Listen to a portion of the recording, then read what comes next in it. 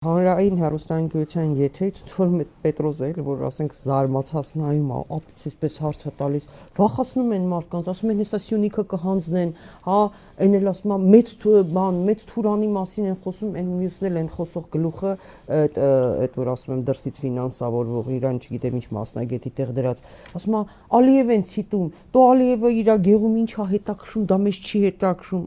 բան, հա Այդ գնացեք ձեր շեֆին ասեք, որ Ալիևին տենում է, չոքերը թուլանում է։ Բա ես էդ եմ լսում։ Գնացեք ձեր շեֆին,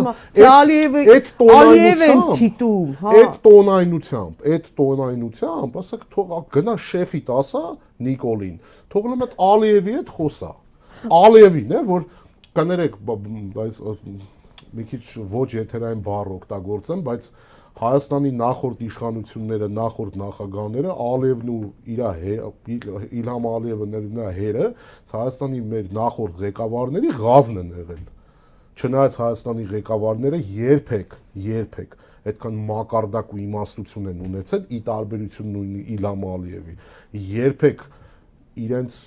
չեն պահել անդաստիրակ, հա, միջազգային հարաբերություններում, երբեք ադրբեջանցի ժողովրդի արժանապատվությունը չեն ոտնահարել, հանրային հաղթանակած լինելով հանդերձ, հաղթողի դիրքերն ունենալով հանդերձ։ Իդեպ Հեյդար Ալիևը դա գնահատում էր։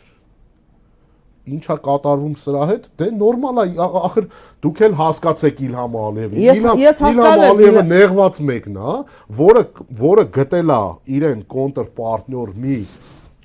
ոչնչություն, որի վրա կարա ոտ սրբի։ Ու վրա Իլհամ Ալիևը այս կյանքում կարա ոտ սրբի։ Վրացիների վրա կարա, Վրաստանի ղեկավարության կարա, չի կարա, Ռուսաստանի կարա, չի կարա, Իրանի կարա, չի կարա, ու գնանք ուր ասենք, Ուզբեկստանի կարա, աշխարհում չկա մեկը, որի վրա Իլհամ Ալիևը կարա ոտ սրբի։ Ու Իլհամ Ալիևը գտել է այդ բոքսի տանձիկ, այդ բոքսի տանձիկին ուզում է այս բոքսի տանձիկը հնարավորինս շատ մնա, որ ինքը կարողանա դրա ֆոնին իր երկրում տղամարդ երևա։ Որովհետև գլուխը կախ մանա չէ եկել տարիներ շարունակ։